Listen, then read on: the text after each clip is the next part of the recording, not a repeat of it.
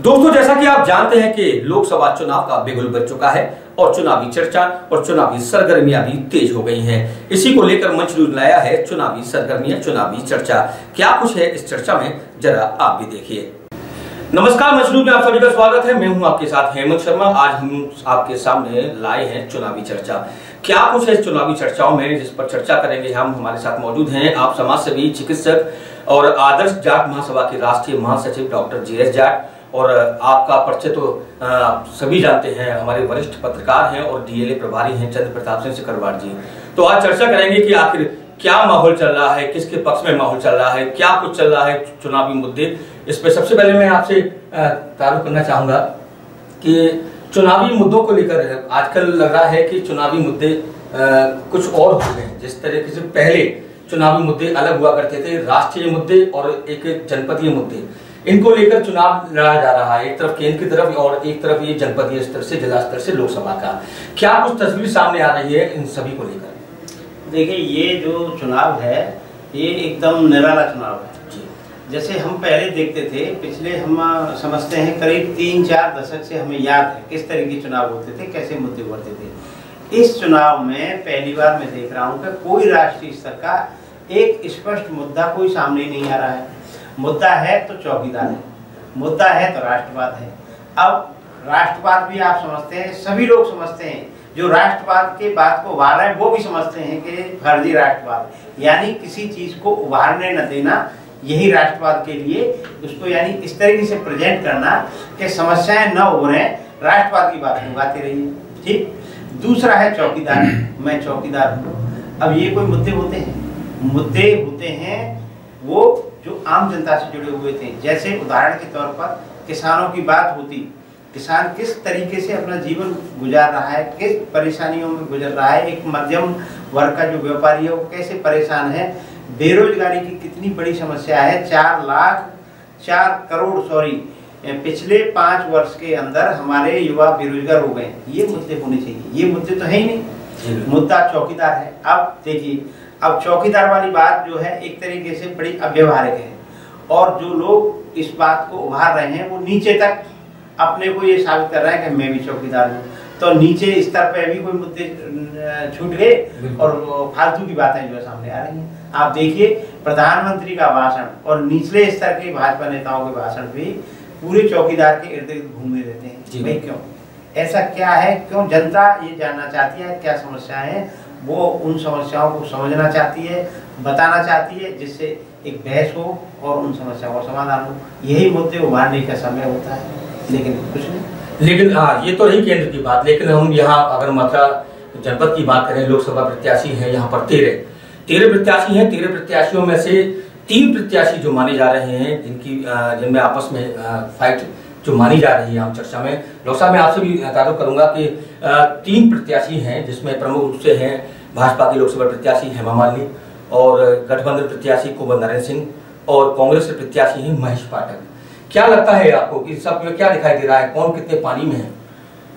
सबसे पहले तो मैं मंच न्यूज़ को साधुवाद देता हूं कि उन्होंने इस प्रकार से चुनावी चर्चा के लिए हम लोगों को यहाँ बुलाया है।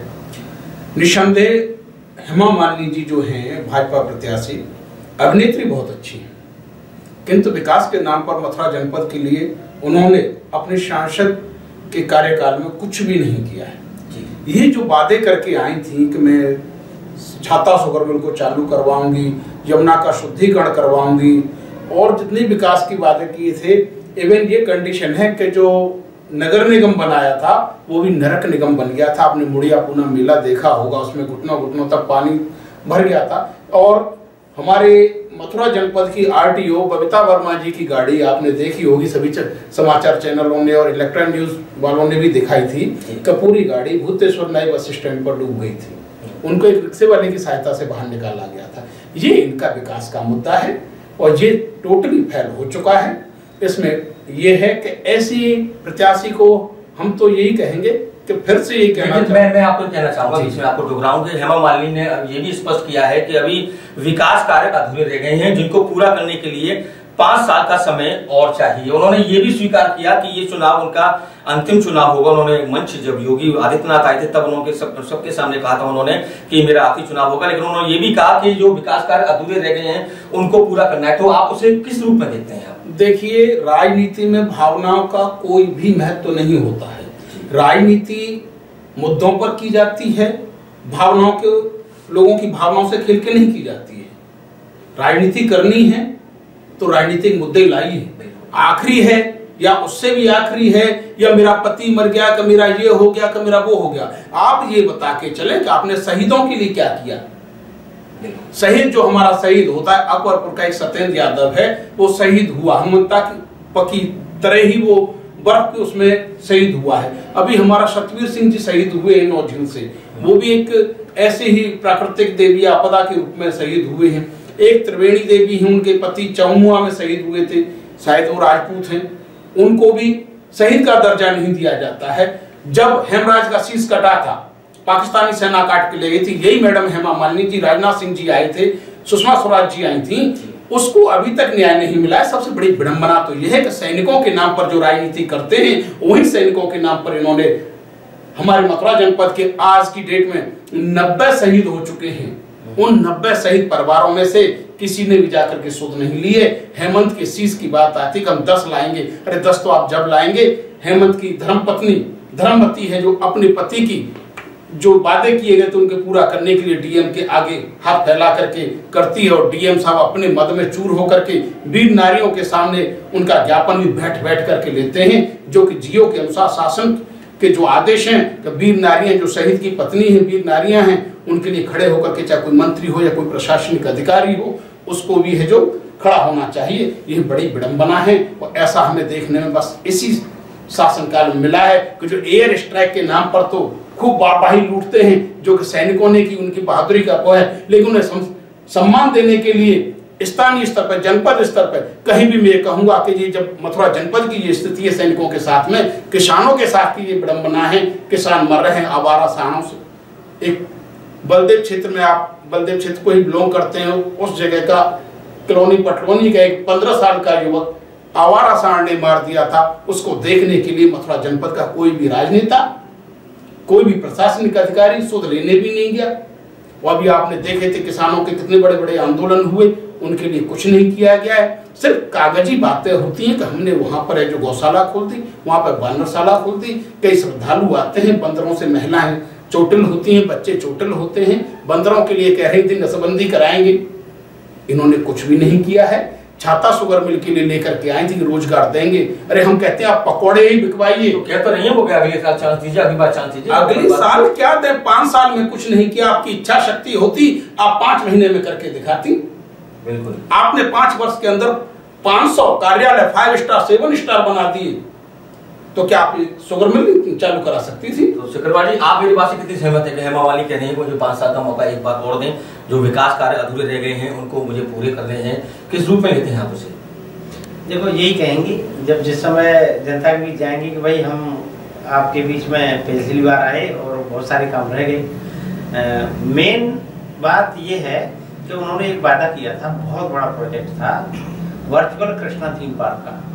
वो बहुत बड़ा प्रोजेक्ट था, उसमें 3D 6D तक के जो है टेक्नोलॉजी से भगवान कृष्ण की लीलाओं को वर्चुअल दिखाने का एक वो था, एक बहुत बड़ा पार्क बनता। यानी जो विदेश से जो लोग आते हैं ताजमहल देखने के लिए, वो टोटल सभी लोग मथुरा आते हैं। यहाँ का जो तीर्थाटन है वो पर्यटन भी बनता, और यहाँ इनकम बढ़ती, उससे साइड बिजनेस बढ़ते और बहुत कुछ डेवलपमेंट होता। वो काम रह गया है। इनकी एक इच्छा थी, अब उसके लिए वो कह रही हैं कि हमको एक मौका और दिया जाए। वो उसके लिए दरअसल था क्या, हेमा मालिनी जी की गलती ये थी कि इन्होंने जो प्रस्ताव भेजा था या इनकी इच्छा थी, वो वन विभाग की जमीन यानी खादर की जमीन लेने की थी। वन विभाग के इतने टफ कानून है, वो संभव नहीं हो पाया और कुछ चीजें रह गई। वैसे अब देखा जाए तो छोटी मोटी चीजें तो की थी। एक साधारण एक मेंबर पार्लियामेंट जो कर देता है वो है, जैसे सड़क पानी बिजली ये सब करते हैं। एक तो कृष्णा थीम पार्क तो खैर बनाई नहीं, एक छाता में फूड पार्क जो निजी क्षेत्र में आया है जी, अभी उसका चलते चलते उद्घाटन हो गया। एक तो ये हुआ, एक पासपोर्ट कार्यालय खुल गया।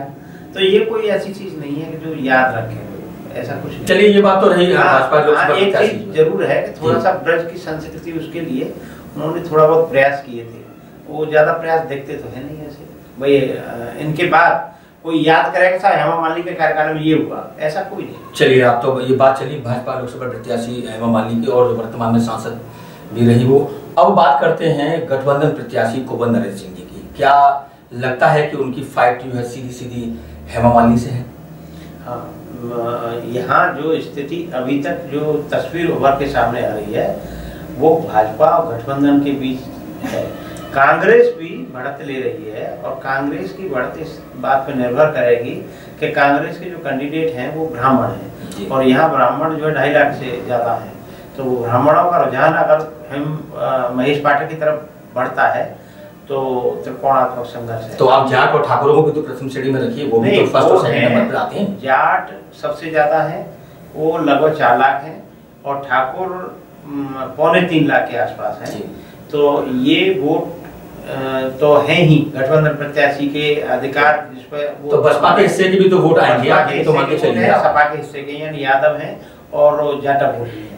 तो अगर देखा जाए तो जातीय समीकरण के हिसाब से नरेंद्र सिंह बहुत कुछ जो है अच्छी टक्कर दे रहे हैं हेमा मालिनी जी को। हेमा मालिनी जो भाजपा, तो महेश पाठक कहाँ जाएंगे?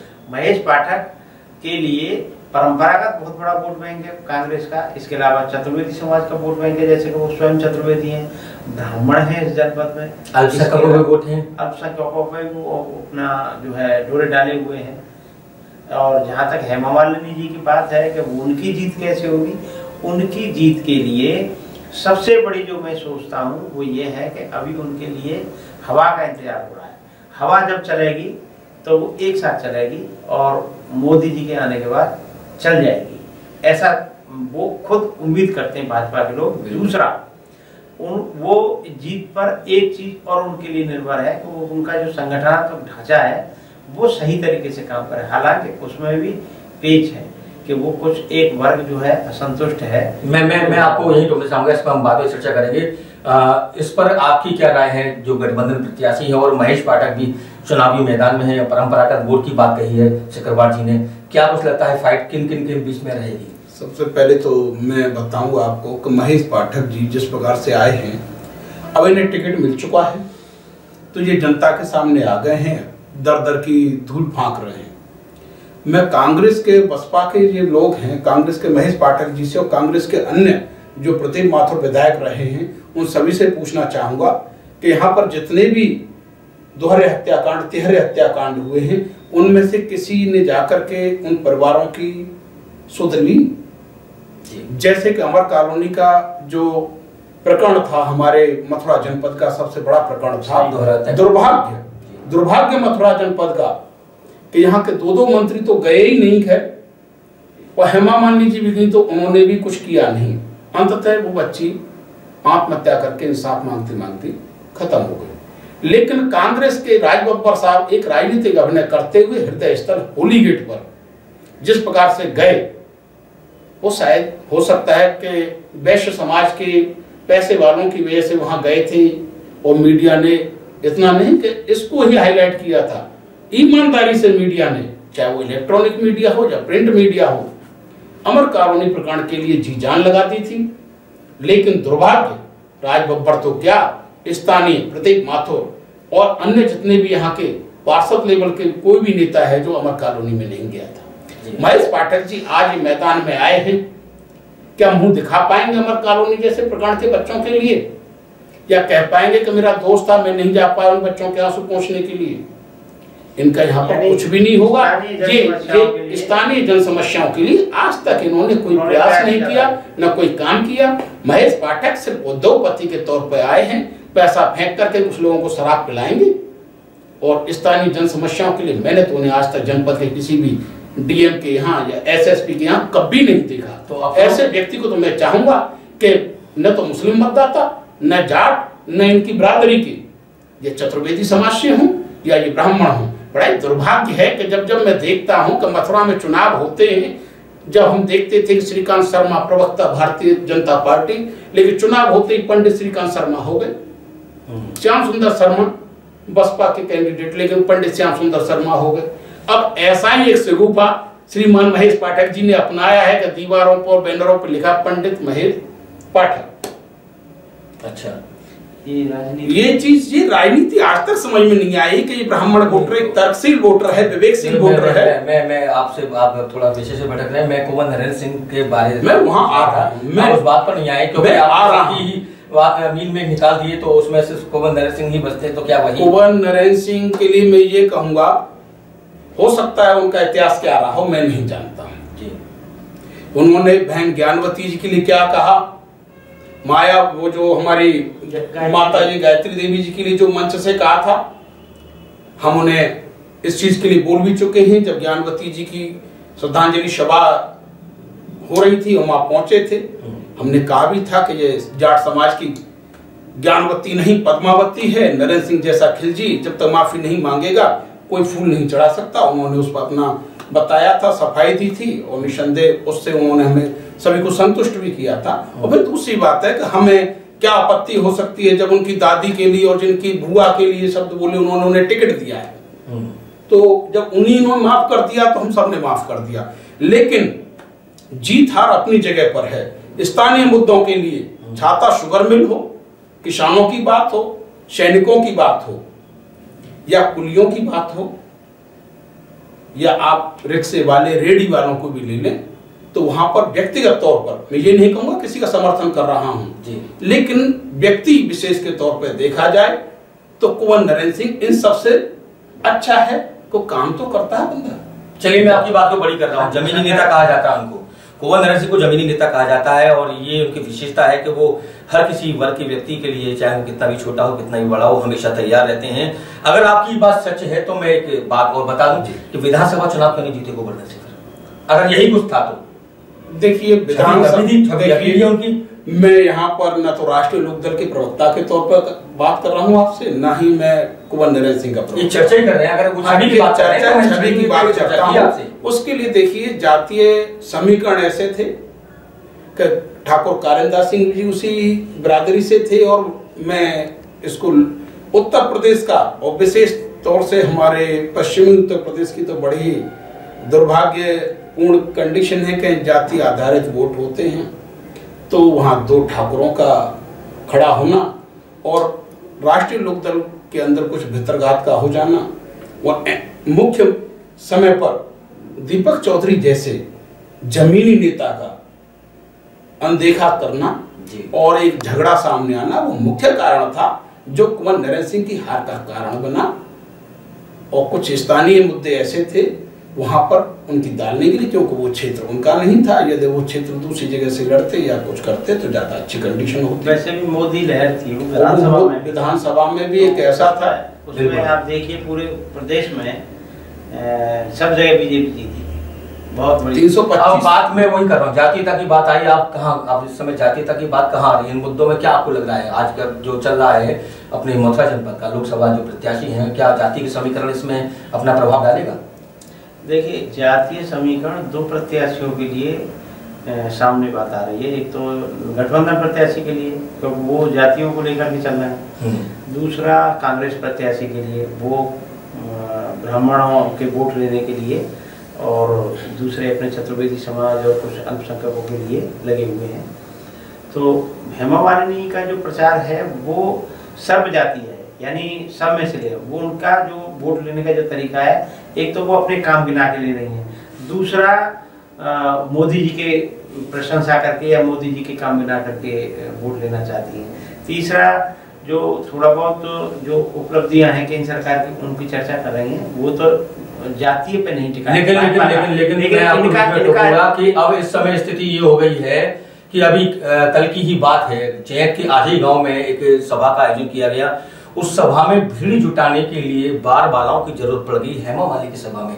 कहाँ हेमा मालिनी का एक, जब पहली बार चुनाव लड़ी थी तब एक अलग क्रेज था और आज एक अलग क्रेज सा नजर आता है, क्या लगता नहीं आपको? ये बिल्कुल, ये बात मैंने यूट्यूब पे देखा, उसको बड़ा फुअर तरीके से डांस कर रही थी बार वाला। और भी हाल ही में, ये आज ही की बात है, 82 गांव की सरदारी भंडारे में आई थी और वो सभी लोग चाहते थे कि हेमा मालिनी उनके बीच में आके उनका कुछ संबोधन करें और उनके साथ प्रसाद ग्रहण करें। ना तो उन्होंने संबोधन किया, ना ही प्रसाद ग्रहण किया, वो सीधी सीधी चली गई।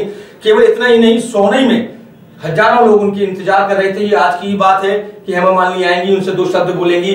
भाजपा कार्यकर्ता भी बड़ी संख्या में मौजूद थे, आसपास के लोग भी बड़ी संख्या में मौजूद थे। तो क्या आपको लगता नहीं है कि जो सिने तारका एक सांसद है ये ठीक है, लेकिन सिने तारका वाली जो अंदर जो उनकी है वो चीज इस पर प्रभाव नहीं डाल रही?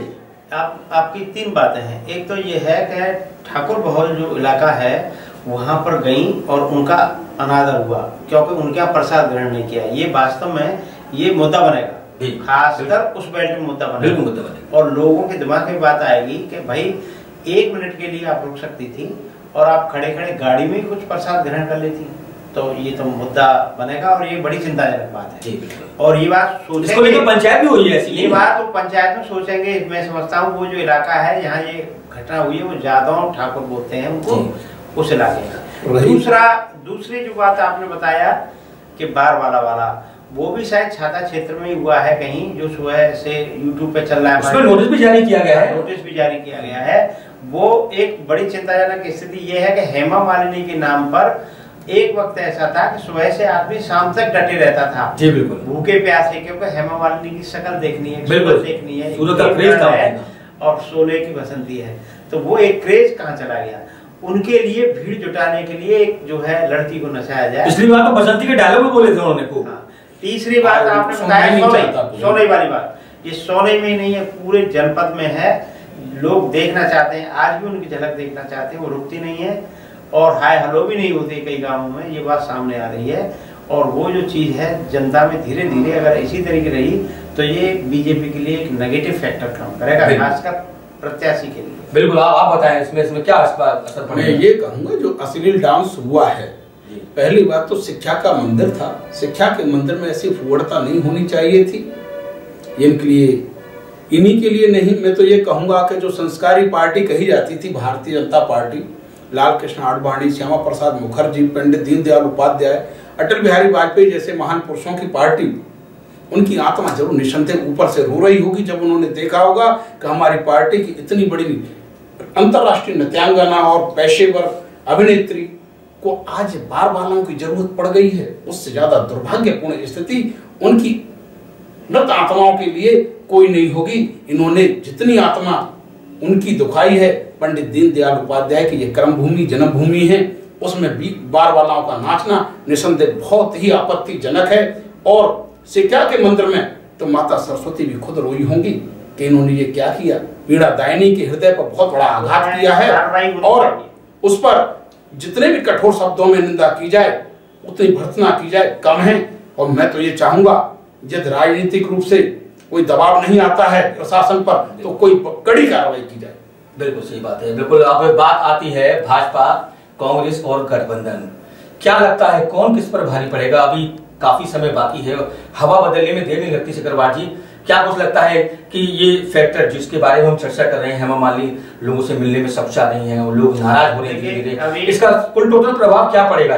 नॉमिनेशन के बाद ये पहला सप्ताह चल रहा है, ठीक है, 18 अप्रैल को वोटिंग है, तो ये पहले चरण का, यानी हम 3 चरणों में बात करें तो पहले चरण का चुनाव प्रचार चल रहा है। अभी ऐसा लग नहीं रहा है कहीं कोई चुनाव हुआ है। पहली बात तो जो हमें प्रथम दृष्टया जो आंखों के सामने है, हाँ प्रचार जरूर चल रहा है, अपनी बात कह रहे हैं, तो अभी तो पूरी तरीके से कहा नहीं जा सकता किसका पलड़ा भारी है किसका कमजोर है, लेकिन सब अपनी अपनी बातें कह रहे हैं।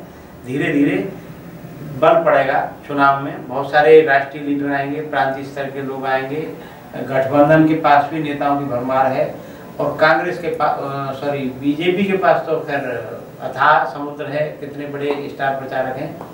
हवा बनेगी, उनकी भी बनेगी, गठबंधन की भी बनेगी। अभी फिलहाल तो स्थिति को लोग भी देख रहे हैं, आंक रहे हैं। और कांग्रेस के पास आप जानते हैं आज के समय में ये जो है प्रियंका जी हैं, राहुल गांधी हैं और भी बड़े लीडर्स हैं, वो आएंगे। तो मथुरा तो एक ऐसी धर्म की नगरी है जहाँ सभी तरह के लोग आते हैं और चुनाव में आएंगे तो हवा बदलेगी। अभी स्थितियों को थोड़ा सा भांप रहा है जो वोटर, तो अभी तो ये मान के चला जाए कि त्रिकोणात्मक संघर्ष ही समझिए फिलहाल। त्रिकोणात्मक संघर्ष में आपको प्रथम और द्वितीय कौन? डॉक्टर साहब मैं आपसे पूछूंगा। मैं तो ये कहूंगा कि भाजपा का जो मुख्य वो है आरएसएस एक ऐसी संस्था है जो धीरे धीरे धीरे धीरे हम जैसे लोगों की तो क्या चलती है, गली कूचे में जाकर के इनके लोग है जो एक एक चीज को निकालते हैं कि कहां पर हमारी कमी है। और 48 घंटे पहले चुनाव के ये लोग ऐसा पासा पलटने में माहिर हैं और मुझे लगता है कुछ न कुछ पासा ये पलटेंगे। और जहां पर जो कमजोरी साबित होती है, जाटों की साबित होती है, वो 48 घंटे पहले ही करवट मारने वाली कौन सिद्ध हुई है। यानी कि वक्त पर हवा बदलने की पूरी क्षमता है जो आरएसएस के लोगों में है। जी जी बिल्कुल, उसे वो बदलते रहे की गुंजाइश है। वक्त अभी और देखिए पलटा खाएगा बहुत सारी चीजों। बाकी का जो गठबंधन प्रत्याशी है उनमें सबसे बड़ी कमजोरी तो उनकी यही साबित होगी कि जो एक दूसरे के खिलाफ चुनाव लड़े थे, जैसे उदाहरण के तौर पर कहूंगा माट विधानसभा का एक जो राष्ट्रीय लोकदल का प्रत्याशी भी था और एक जो बीएसपी के प्रत्याशी भी थे, उनका चुनाव बहुत ही कांटे का हुआ था। वो लोग एक दूसरे को आंख देख करके सुहाते नहीं थे। आज एक मंच को साझा कर पाएंगे क्या? क्या वो ईमानदारी अपनी आत्माओं से गठबंधन वाली ला पाएंगे क्या? नहीं तो भीड़ में भीड़ एक अलग चीज होती है। वो भी बात है, लेकिन बीजेपी के लिए भी माइनस पॉइंट है कि बीजेपी में बेतरगात है। बहुत सारे लोग मन लगा वो तो स्टेज पर ही लग रहा था जब हेमा मालिनी ने कहा था। शुरुआत फर्स्ट इंप्रेशन है, लास्ट इंप्रेशन जो फर्स्ट जो है उनकी योगी की सभा हुई थी ऑल ओवर इंडिया, वो वायरल हुआ वीडियो जिसमें खाली कुर्सियां थी, मात्र उसमें 500 लोग आए थे। ये भी कहा गया था हेमा मालिनी द्वारा, आपको याद दिलाऊं, ये भी कहा गया था भाजपा के मंच के माध्यम से कि कुछ लोग चुनाव लड़ना चाहते थे, लेकिन मैंने उनसे कहा कि इस बार मुझे चुनाव लड़ने दीजिए, अगली बार आप चुनाव लड़ते रहना। क्या कहता है ये इशारा? सबके सामने था ये इशारा निसंदेह ऊर्जा मंत्री श्रीकांत शर्मा जी के लिए था। आप पत्रकार महोदय इस प्रकार से घुमा के बात न करें, जो बात करनी है सीधे डंके की चोट पे करें। चुनावी चर्चा हो रही है, कोई ऐसी बात नहीं हो रही जिसे छुपा के किया जाए। कोई हिडन बात नहीं है। श्रीकांत शर्मा जी यदि हेमा मालिनी हारती हैं तो ये ठीकरा भी उनके शरीर फूटेगा। इसी को बचने के लिए वो फतेहपुर सीकरी में जाकर के प्रचार प्रसार कर रहे हैं कि मेरे सिर पे न फूट जाए ठीकरा, लेकिन फूट सकता है। बिल्कुल सही कह रहे हैं। अभी 15 दिन बाकी हैं, अभी बहुत सा समय है प्रत्याशियों के पास। और जिस तरीके से सही कहा सिकरवार जी ने, जिस तरीके से हम पहले शोर शराबा सुनते थे, प्रत्याशियों का प्रचार प्रसार सुनते थे, इस बार वो सब कुछ नहीं है। और आगे क्या स्थितियां पलटेंगी, अभी कोई अपने आप को नंबर 1 पर बता रहा है, नंबर 1 पर बताने वाले 3-3 लोग हैं, अपनी अपनी सफाइयां अपने अपने दावे पेश कर रही हैं।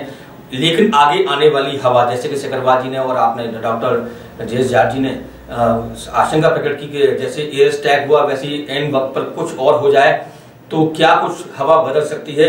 लेकिन हवा बदलेगी उसको देखा जाएगा। फिलहाल हम चुनावी चर्चा में आपके साथ मौजूद रहे। हमारे साथ थे आदर्श जाट महासभा के राष्ट्रीय महासचिव डॉक्टर जे.एस. जाट और हमारे वरिष्ठ पत्रकार चंद्र प्रताप सिंह सिकरवार जो डीएलए के प्रभारी भी हैं। आगे भी हम इसी प्रकार की चर्चा करते रहेंगे और जानेंगे आपकी राय कि आपकी राय भी इस मामले को लेकर क्या कहती है। आपका बहुत बहुत धन्यवाद। मंच न्यूज में एक बार फिर आपका स्वागत है। नमस्कार, मैं हेमंत शर्मा।